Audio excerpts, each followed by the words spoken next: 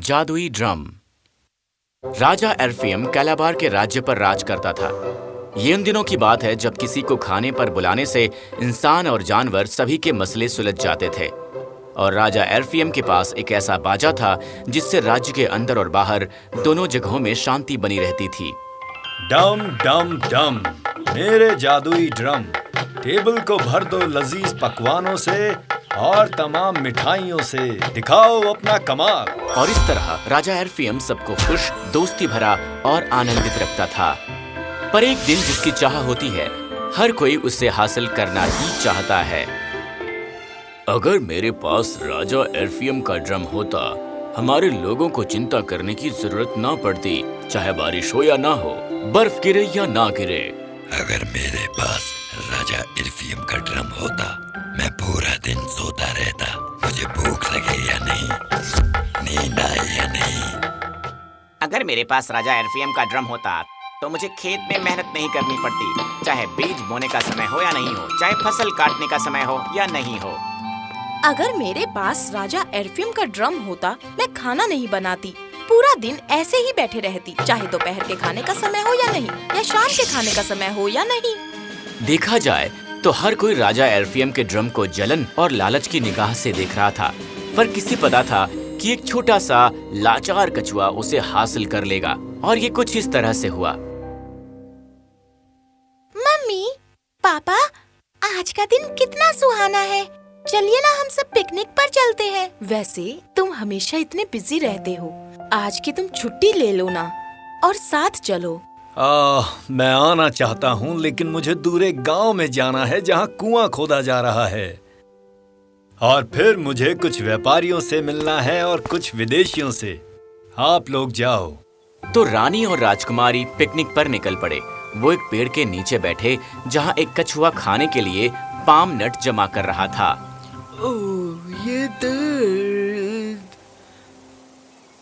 अगर मेरे पास वो जादुई ड्रम होता, मैं एक पाम नट पाई, एक पाम नट सूप और पाम नट सैलेड मंगवाता और परिवार के साथ खाता।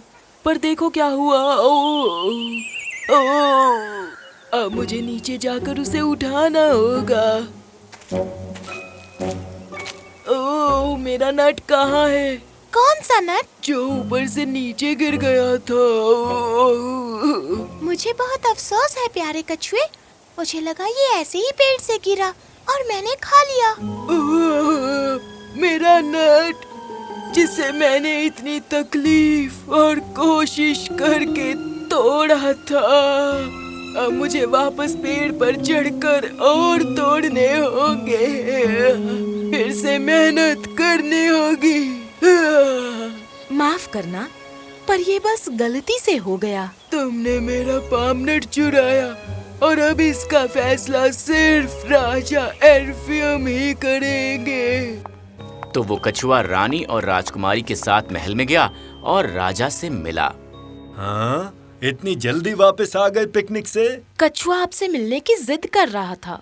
तो क्या बात है नन्हे दोस्त, मैं तुम्हारे लिए क्या कर सकता हूँ? राजकुमारी ने मेरा पाम नट चुराया और अब मुझे इंसाफ चाहिए। इसने जानबूझकर नहीं किया, हमें अफसोस है।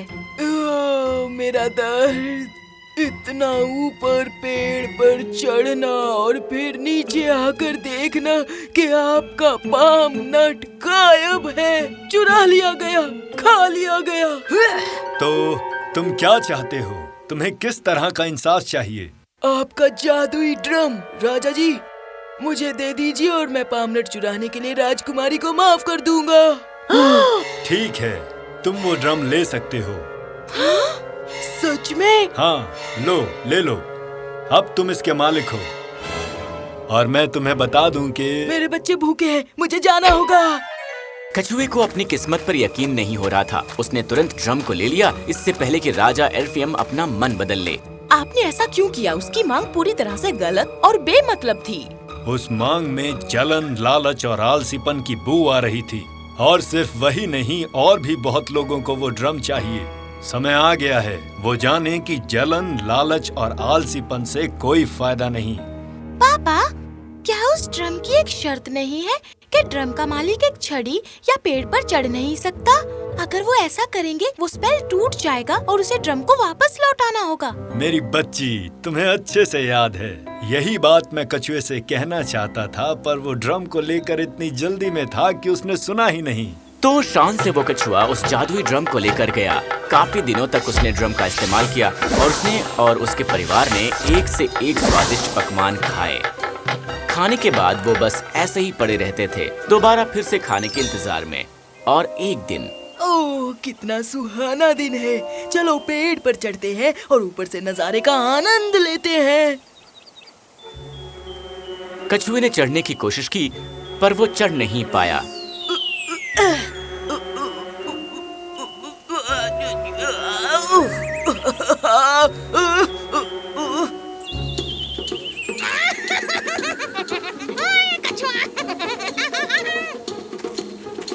उसकी हिम्मत कैसे हुई?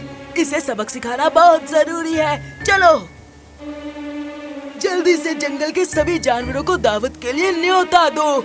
जब वो देखेंगे कि ड्रम से इतनी सारी चीजें आई हैं, उन्हें मेरे साथ अच्छे से पेश आना होगा। तो जंगल के सारे जानवरों को न्योता भेजा गया।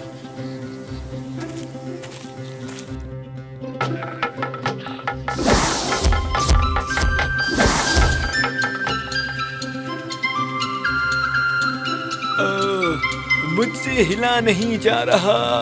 कछुए की दावत में मैंने कितना कुछ खा लिया। खाना कितना अच्छा था। बहुत बढ़िया था। अब कछुआ और भी अकड़ू हो गया था और एक दिन जब कछुआ बगीचे में लेटा हुआ था, एक टहनी पेड़ से गिरी। जब खाने का समय हो गया और कछुए को घर जाना था, उसने टहनी पर पैर रख दिया और ड्रम का स्पेल टूट गया। जब उसने ड्रम को आदेश दिया, डम डम डम, मेरा जादुई ड्रम, टेबल को भर दो तमाम लजीज पकवानों से और ढेर सारी मिठाइयों से भी, जल्दी से। एग्बो के लोग जो ड्रम के रक्षक थे वो बाहर आ गए और उन्होंने कछुए पर ऐसा जादू किया कि वो ड्रम के साथ हवा में उड़ने लगा और सब लोग उसे देख रहे थे। जंगल के जीव और राज्य के लोग देख रहे थे कि किस तरह एग्बो के लोग उस उड़ते हुए कछुए का पीछा करते ये ऐलान कर रहे थे, तुमने जुजू को तोड़ा, स्पेल को तोड़ दिया, क्योंकि तुमने अहंकार के साथ दावत की, छड़ी गिरी और उसके ऊपर तुमने पैर रखा। अब तुम्हारे लिए कोई भी जादू नहीं बचा। ड्रम को वापस कर दो उस भले राजा को जो इसका सच्चा मालिक है, जिसने अपनी दावत को घमंड और ताल के साथ से नहीं बल्कि प्यार और सम्मान से किया। समझ में आया तुम्हें? कछुआ ड्रम के साथ राजा के सामने गिर गया। राज्य के सभी लोग ये देखने के लिए आए कि आखिर क्या हुआ था। मुझे माफ करना, मुझे ड्रम चाहिए था क्योंकि मुझे लगा इससे मैं मशहूर हो जाऊंगा और मैं आलसी हो सकता हूँ, पर मैं गलत था। प्लीज इसे वापस ले लीजिए। ठीक है, क्योंकि मेरी पूरी प्रजा यहाँ है। कोई और है जो ये ड्रम लेना चाहता है?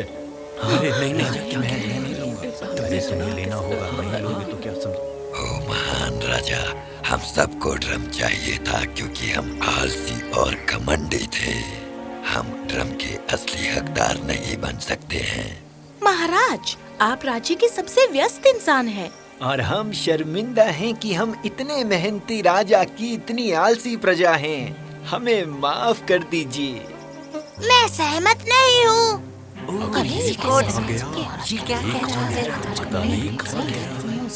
महाराज, आपने मेरे पिता को नहीं बताया कि छड़ी पर पैर रखने से वो स्पेल टूट जाएगा। आपने उन्हें धोखा दिया है। आपको इसकी भरपाई करनी होगी।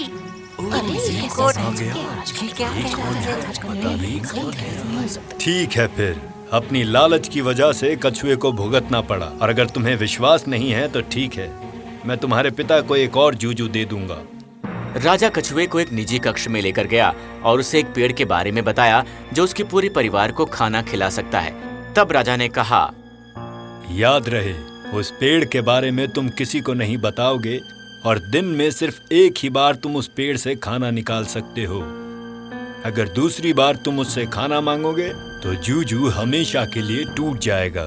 कछुआ पेड़ से खाना लाने लगा, लेकिन उसने बताया नहीं कि वो पेड़ कहाँ है। उसका बेटा बेचैन होने लगा था। आप ये स्वादिष्ट खाना कहाँ से लाते हैं पापा? मैं अपने दोस्तों को एक दावत देना चाहता हूँ। दिखावा मत करो। मैं नहीं बता सकता कि खाना कहाँ से आया है, वरना जुजू टूट जाएगा। और तुम क्यों जानना चाहते हो जब तक हमें खाने के लिए भरपूर खाना मिल रहा है?